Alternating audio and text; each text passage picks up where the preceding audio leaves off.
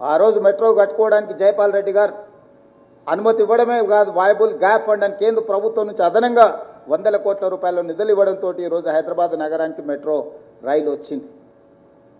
ఇవన్నీ చరిత్రలో చంద్రశేఖరరావు గారు చెరిపేస్తే జరిగే సత్యాలు కావు.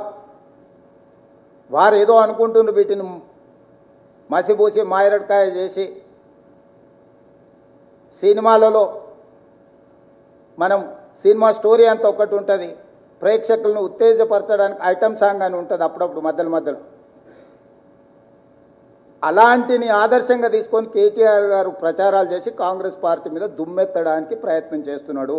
దుమ్మెత్తిపోయడానికి ఆయన ఎన్నికల ప్రచార సరళిని ఒకసారి గమనించండి. ఈ మధ్యకాలంలో వచ్చిన పుష్పలో శ్రీలీల ఐటమ్ సాంగ్ను చూడండి, ఏమైనా తేడా ఉందా?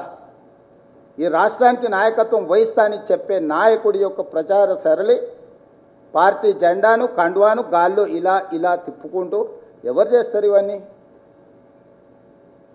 అందుకే మా 10 సంవత్సరాలు 2004 నుంచి